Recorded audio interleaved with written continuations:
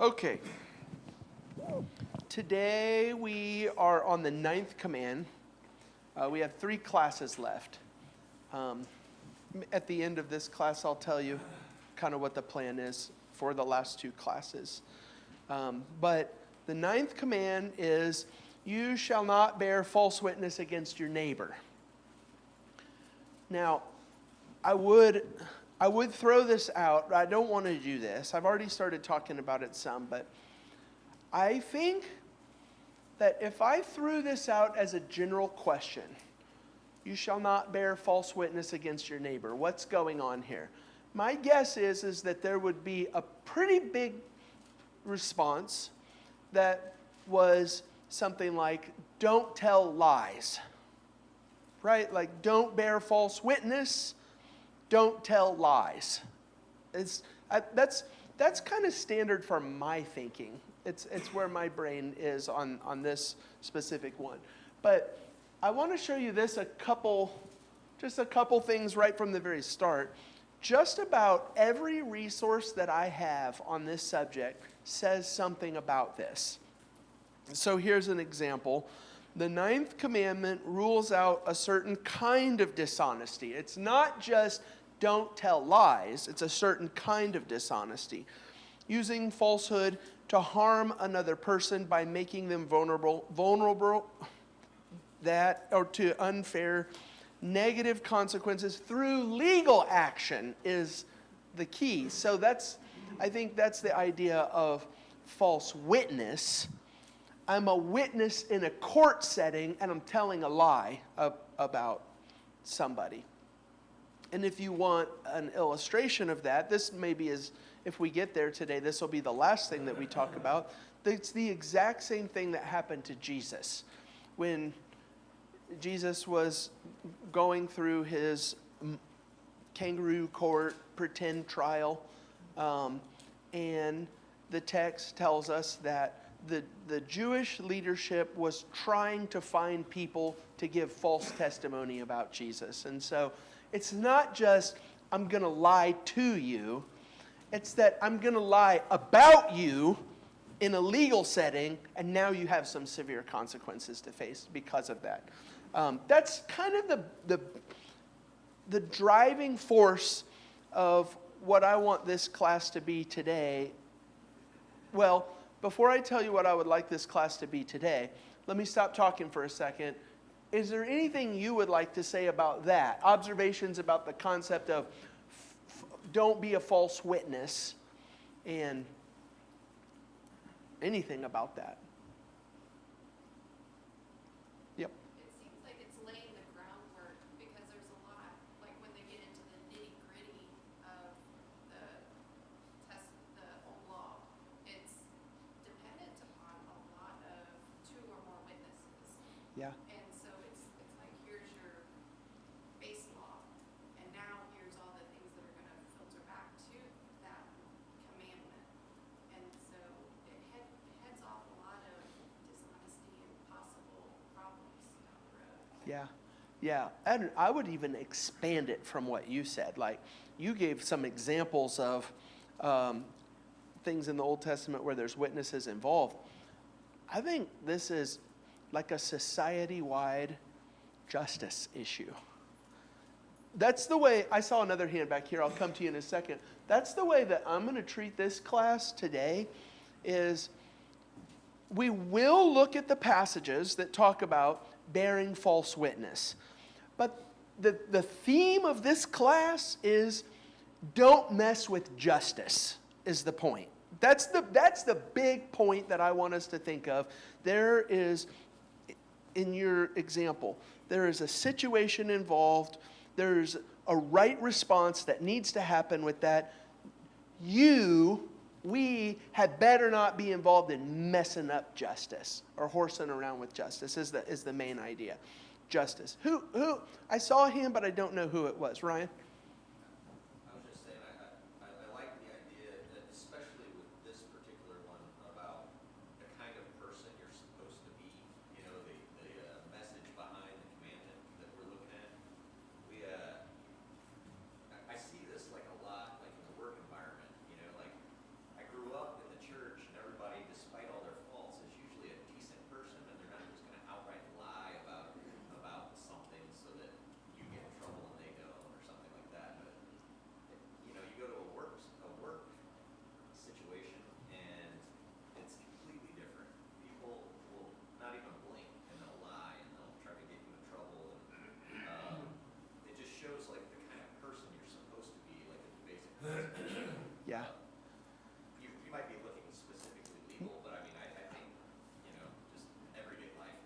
Yeah. is wild. No, yes, and I think the thing that you're saying is so meaningful because that's what this whole class is supposed to be is, thou shalt not murder. Great. But when I look at that command, what kind of person does God want me to be? I'm glad that you're seeing that's really the thing that I'm shooting at with some of these things. So let's ask the question, since I think you see what I'm doing. Don't mess with the court system. Don't be a false witness. Don't mess with justice. I think we should start with what is justice. Does anybody have, maybe you have a definition in mind already, but maybe you could just throw out what are some elements of a definition of justice? Or words associated. We talk about blind justice. Justice shouldn't care about how much money you have or your position in life. We have the Bible. That's not even like a principle. The Bible, those are two of our points today. God specifically said those words that you just said. And we need to definitely make sure that we look at those because perfect, yes. So what's the element of the definition if that's true? If justice is blind, what's our element here? In my government class, we call that rule of law, meaning that the law must be applied equally to everyone. Okay. Equal to everyone, Rob? Think about the statue of justice, usually depicted, almost always depicted, holding a scale. And I think the idea there is that somehow somebody is made whole under law. There's been an inequity and there's a righting of the scales. Yeah. On my ChatGPT definition that I'm going to read in a second, we'll have the ChatGPT definition, and then we'll have the modified version of that, the biblical modified, Ryan Standard version. But the scales on the ChatGPT definition, part of the definition is getting what is due. It's what you're owed. And that's kind of the scale factor, right? Like, you're getting at repercussions is the word I always think of. Like even when we talk about forgiveness, there can be repercussions for what you did. So that's the word that kind of keeps coming to mind when you touched on the other thing. So I think it's fairness. Oh, that's a word, yeah. Fairness to how things play out. Yeah, fairness. And so the ChatGPT definition of justice uses the word fairness, but the Ryan Standard version, I think we modify, and it's true, like you could use the word fairness, but I think what we have to do is we have to do this. We have to say fairness according to God's standard. Not what I think is fair or what society thinks is fair, but what we've been learning about in this class about the character and the nature and the standards of God. What is fair from His perspective? And so I'll throw another word on there too, fairness and rightness. Justice and righteousness are like synonyms. Let's do Jake and then Jessica. I also think a word that ties in is consistency. And so I'm going to lump you in with Ryan over here. Equality for everyone and consistently. Not like, okay, this is true for you and right for you, but not for you right now at this time. No, justice is justice all the time for all people. That needs to be a part of our thinking. Jessica? It's basically the same thing, but there is a right and there is a wrong. Yeah.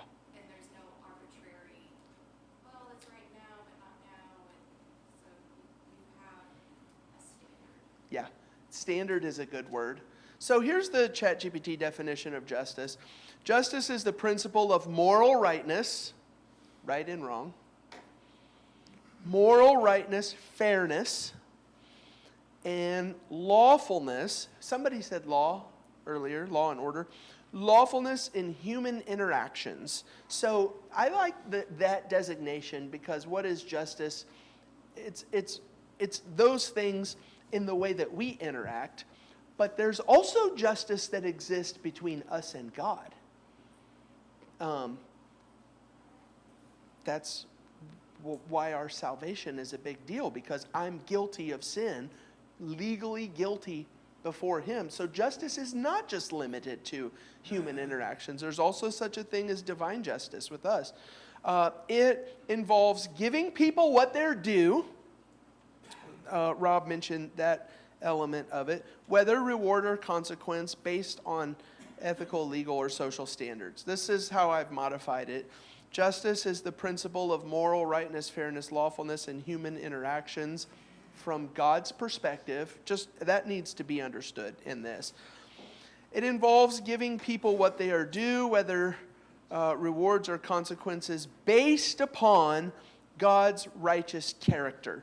I got rid of ethical, legal, and social standards, and I said no, based upon God's righteous character. God doesn't do justice. God is justice. His actions are the standard of right and wrong. And so those are some things that we'll think about with this. Let's look at just one of these examples in Leviticus 24. You will know this when you read it, but the Latin name for it is lex talionis, the law of the tooth. And this is eye for an eye, tooth for a tooth, hand for a hand. Would somebody read Leviticus 24 and verses, hold on a second. I went to Numbers, sorry.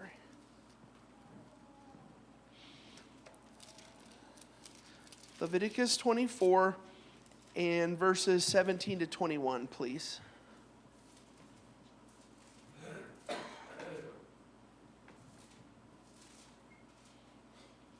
Anyone who kills a human being shall be put to death.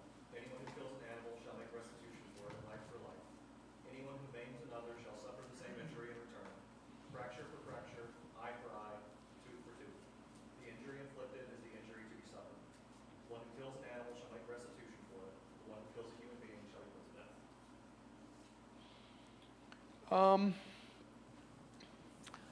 I'm sure that if we were going to, like if this is just a class on justice and not the witnesses messing with it, this is some of the stuff that I would want to talk about with lex talionis. That's different. This is different from what we see throughout history and culturally. God's standard is different. Number one, it confines retaliation to the offender themselves. If you did something, you pay the price. There's even several times in the Bible that says the fathers will not pay for the crimes of their sons and the sons will not pay for the crimes of their fathers. Justice is the person who did the crime. You do the crime, you do the time, but it's you. It limits. Lex talionis might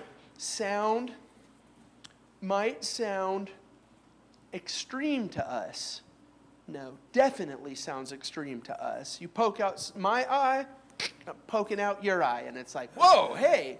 But lex talionis is a beautiful picture of justice because it is a limiting factor. And it's limiting in the sense of, you poke out my eye, I'm going to take your life. No, it's limited to, the purpose of lex talionis is, you're limited to this certain factor. And so I think the reason why I came to the Leviticus example is because if you kill a person, you forfeit your own life. If you kill an animal, you make restitution. If you kill my animal, I don't get to take your life, right? It's limited. It treats people, lex talionis, treats people. Now, in the Bible, slaves are an exception to this. It doesn't mean that there aren't rules for slaves. So one example would be, Jake, if I'm your slave and you poke my eye out, I don't poke your eye out. If I'm your slave and you poke my eye out, you let me go free. You've just forfeited the benefit of your slave. And so there's a different standard with slaves. But except for slaves, where's my point? Oh, it treats people equally so that the poor are protected to the same degree as the rich by the deterrent factors provided. So, if you poke my eye out, but you are like, hey, let me pay for that. No. That's not justice. It's an equalizing factor. Justice is equal across all strata of society, poor, rich, social standards. Yep, Caleb? One thing that I was thinking when you were asking us to describe it is, I don't know how accurate I am as it relates to this law, but the idea that it's objective and then it's a third party that's administering it. Like, I don't necessarily view this as the law of like what you're allowed to do in return. I view this as now we're in court and you've done this, so someone else who hasn't been affected by you is going to administer the justice to you. I don't think, I might be wrong, but I don't think the wrong party gets to go up and break the tooth out of it. Assumed it was administrative.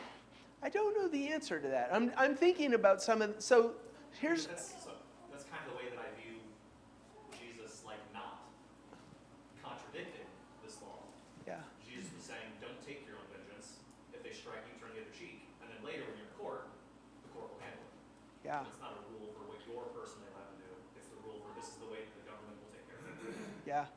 So, yeah, so a couple pieces that might belong in that conversation, and I don't know, I off the top of my head, I can't think of more than this, but it's like, in the death situation, there is such a thing as the avenger of death, avenger of blood, which would be like your family member but in a court situation, the witnesses are those who are to throw the rocks first.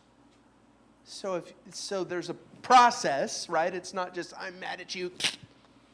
There's a process, and yeah, good. I like that. I think the main point that you're pointing to, for me, the main thing that you're pointing at is, you punch me, I'm going to punch you back. No, there's a process. It's not reactionary. It's Right, a response. right.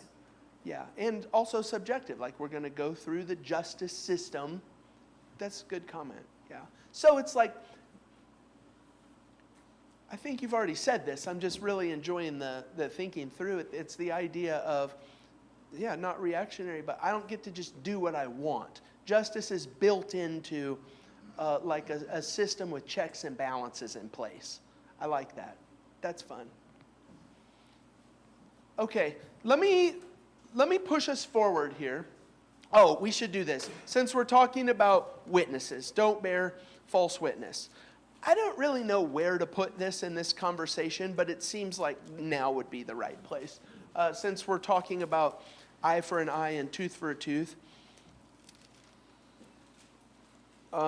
Deuteronomy 19.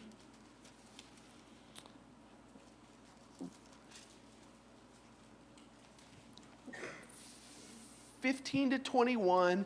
This is the Old Testament law for, and I would say it like this. I don't think, and it's not wrong to say this is the Old Testament law. But what I'm trying to learn from this is how God thinks and how God operates. And so this is the way that I would look at this, not say this is the Old Testament law. This is God's standard for what happens when a person violates this command. Don't be a false witness. Don't bear false witness against your neighbor. What happens if you do? This is the punishment for that. Would somebody read it, please? Verses 15 to 21.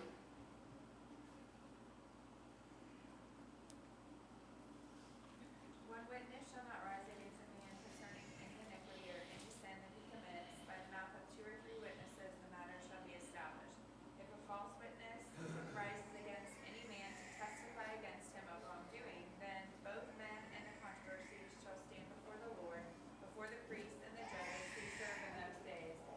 And the judges shall make careful inquiry, and indeed, if the witness is a false witness who has testified falsely against his brother, then you shall do to him as he thought to have done to his brother. So you shall put away the evil from among you, and those who remain shall hear and fear, and hereafter they shall not again commit such evil among you. Your eye shall not pity, life shall be for life, eye for eye, tooth for tooth, hand for hand, foot for foot.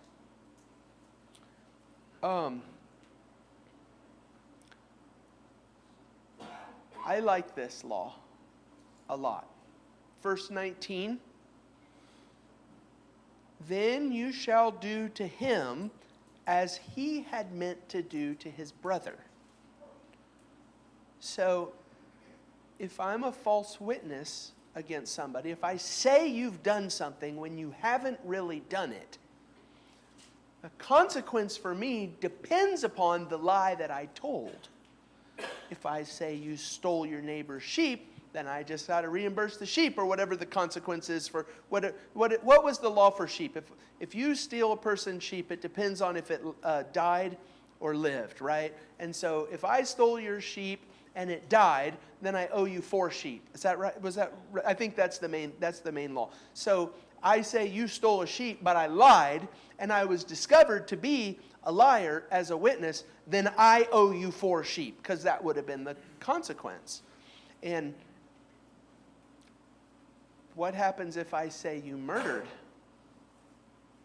And the consequence of murder is you give your life. Like, does that lie cost me my life? I think according to this law, yes. I just don't know that. I don't know that it ever actually happened that way. But I think it's a beautiful picture of justice. Don't bear false witness, because verse 19 should be highlighted in my Bible. Then you shall do to him as he had meant to do to his brother. It's a picture of fairness and rightness and justice. Anything you want to say about that? I think this is just really good law giving, that we're not just going to give a standard of laws to keep you from sinning, but we're going to add on further descriptions that are going to act as a deterrent for you to even consider doing those things. It's like what a parent does. A parent is going to give a rule or give an expectation, but to reinforce that, they're going to say what happens if that is broken. Yeah. You know, the example of this that I always think of is, if you ever notice legal descriptions of things, they don't just say, be careful and don't do this thing. It always says, because it might cause death, serious physical injury or death, right? So, like, the shirt says, don't iron the shirt while you're wearing it, which would be the law. But then it will say something like, because if you do, it might cause physical serious injury, something like that. There's a reason given. And also, I think that this is a beautiful part of justice and how society operates. Not only in verse 19 do you purge the evil from your midst, but you're also serving as a deterrent to other people. Look what happens if you do this thing. It's going to happen. And that's going to be a major part of our next piece of this when I click the slide. Justice, from God's perspective, in order to be effective in this way, needs to happen across the board. Whether you're rich or poor or wherever, needs to happen across the board. And people will understand this is right, this is wrong, and this is what it means. Did you have to say something? No, wait. Yeah. Did you have something to say? I got my words backwards. In verse 19, when it says, so you shall purge the evil from your midst, we kind of talked about that last week with the difference between purging evil and casting out. Can we kind of touch back on that? There was like a translation thing between words where one was, you kill the person, the other person, but you just send them away from the king. Yeah. Who was it that we had? Was that you, Luke? We did the cast out. Luke and I had a big week-long conversation about that, I think, and there's lots of, no, I don't intend to touch on it now, but and you shall cut him off. I think that picture, I would have said I don't know, except for our conversation forced me to do more reading about that, and I think what's happening with that is it's a picture of you are separated from God. I think it's a picture of your soul and relationship with God. So purging the evil is let's fix this society-wide, but also there's spiritual implications. Okay, so here's false witness stuff and justice stuff that I want to look at. Let's look at, I'd really like to read all of these, but I don't think that we'll have time to do that. Let's just look at Exodus 23. And, so you can know this. You can do your own reading since I have them on the board for you up there.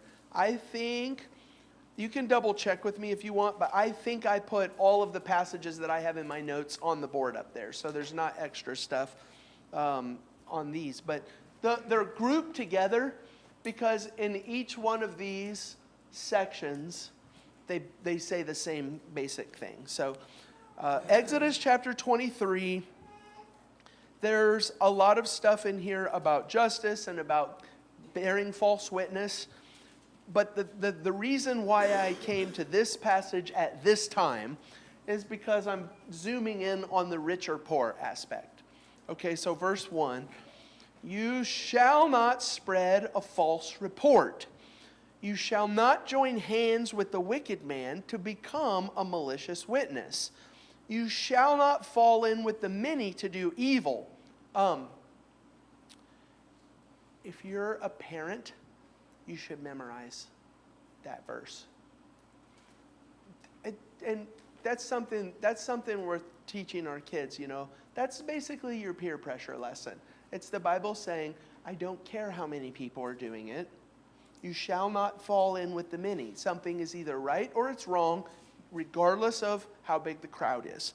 You shall not fall in with the many to do evil, nor shall you bear witness in a lawsuit, siding with the many, so as to pervert justice. You see what I'm talking about? This command is connected with justice. It's don't do this and mess with justice. Okay, verse 3. Nor shall you be partial to a poor man in his lawsuit. I guess I chose the wrong one because this one only mentions the poor. I don't remember which other one that I have on my list also mentions. Maybe I have it. Okay, Leviticus 19 and verse 15. This is what that says. You don't have to turn there if you don't want.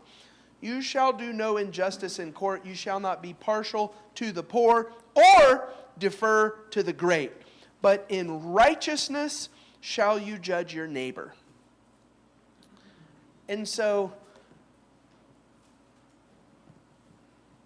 don't be a false witness. Don't mess with justice. And I love the picture here. It doesn't matter how rich and powerful and influential you are. And it doesn't matter how poor you are and how sorry we feel for you. You know, like empathy is a real thing that affects this. If this is the crime, then it's justice for everybody across the board is the point. Justice is fairness and righteousness and just for all people. It doesn't matter if you're powerful or not powerful. If it does matter, if this does matter, if whether or not you're rich or poor is a determining factor in this conversation, then we need to not use the word justice because that's not fairness. Fairness implies across the board. And so this part of the conversation would go, I think we could have two parts of this conversation. What does it look like to defer to the powerful? And what does it look like to defer to the poor, the not powerful? But I'll just leave it out there and let you make any comments that you want to make on this. And I'll just throw out there like one more reminder. It's not Ryan's opinion. I'm not making this stuff up. You read it on the page for yourself. This is what God has said.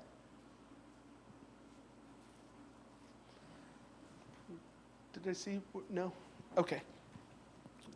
Number 2, there are no social class distinctions, which maybe fits into the poor, not poor thing. But if you're still in Exodus 23, I tried to do it so I could keep you close without turning to a bunch of places. Exodus 23 and verses 6 through 9. You shall not pervert the justice due to your poor in his lawsuit. Oh, I should have just kept reading because that's the thing that we were just looking at right there. Verse 3 says, you shall not, nor shall you be partial to a poor man. Verse 6 says, don't pervert justice due to a poor man in his lawsuit. Okay, verse 7, Keep far from false charges, from a false charge. Do not kill the innocent and righteous, for I will not acquit the wicked. And you shall take no bribe, for a bribe blinds the clear-sighted and subverts the cause of those who are in the right. Now here's the reason why I'm in this passage. I love this. I love this concept. It would be worth, this doesn't really fit into my highlighting system, but I would be tempted to highlight this because I love this concept. In verse 9, you shall not oppress a sojourner. So, and then the reason, Ryan, here's the reason. Because you know the heart of a sojourner. You were sojourners in the land of Egypt. And so justice, right and wrong, and fairness doesn't only apply to us, the in group. If it's justice and righteousness, it applies to all people, including the out group. And so I think it kind of is one conversation, but that don't oppress the sojourner is important to me. Verse 20, Deuteronomy 24 and verses 17 and 18. You shall not pervert the justice due to a sojourner or to the fatherless. So it's for all people. That's the message. It's for all people. Good? Comments? Okay, I love this next one. I'm excited to talk about this next one.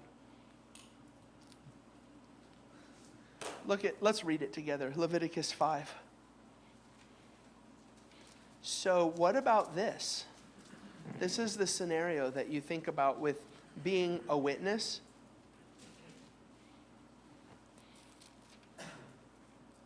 God says don't be a false witness.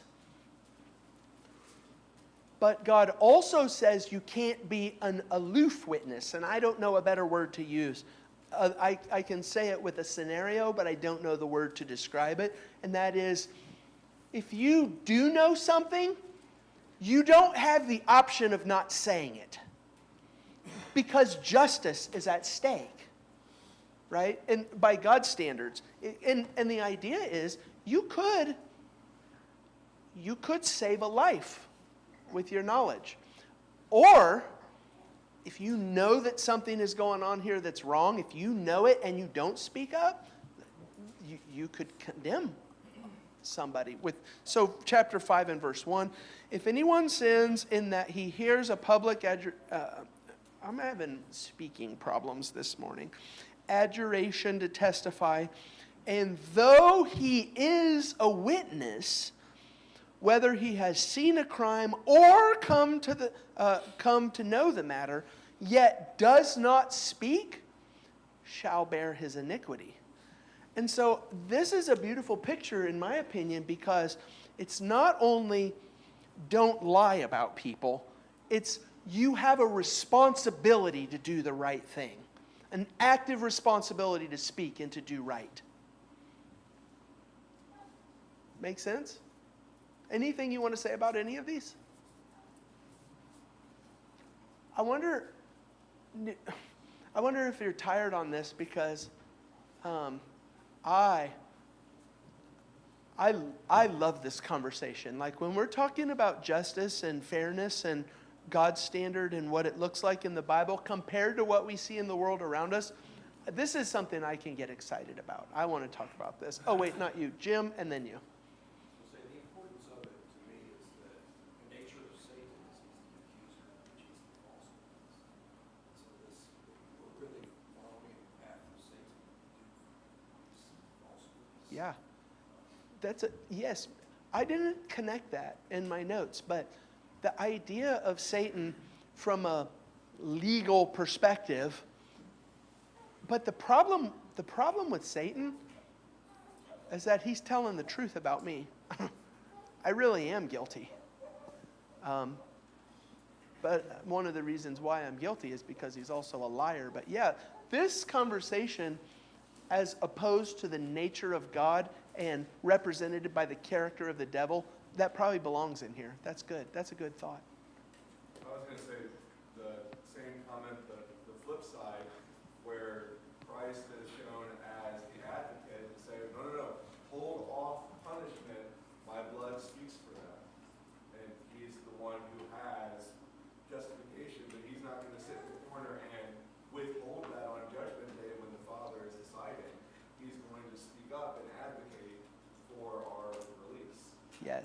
and not only speak up and advocate.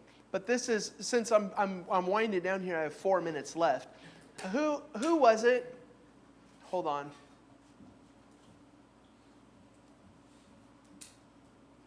It's not going to come to me. No, it was Corbin. It came to me. It's like this slow, that's like a Rolodex that my brain goes through. Your Lord's Supper talk, was it last week or 2 weeks ago? Just and justifier. I'm guilty. I'm guilty before God. And so how is it possible that justice can happen?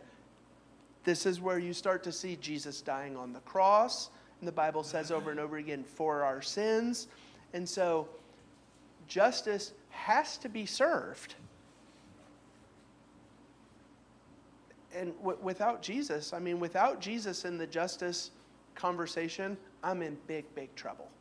I'm in big trouble because I'm guilty in every way and there's nothing I can do. So one last thing that I'll throw up here just for the sake of time. And that's the value here. What's the value? Where does the value come from? Rather than just looking at the law that says, don't tell lies about people when they're not true in a court setting, especially in pervert justice. These are the passages that describe, these are some of the passages that describe God and his nature as being a God of justice and righteousness. When we pervert justice, when we pervert or don't participate in the right thing, we are acting against the character and the nature of God, which is what sin is. We're acting against his character and his nature. So this is my takeaway. And then I'll be quiet. You can have the last minute to make the last word on this. But this is my takeaway from this class. Oh, also, if you do a word search for justice, this conversation that we're having right now is all through Proverbs. Proverbs has a bunch to say about don't be a false witness. Okay, so this is my takeaway. Do the right thing by God's standards all the time, in all circumstances, without discrimination of any kind. It's a high bar. Do the right thing all the time. But that's what, don't be a false witness. Okay, what does that mean for me? Do the right thing all the time, in all situations. Anything you want to say?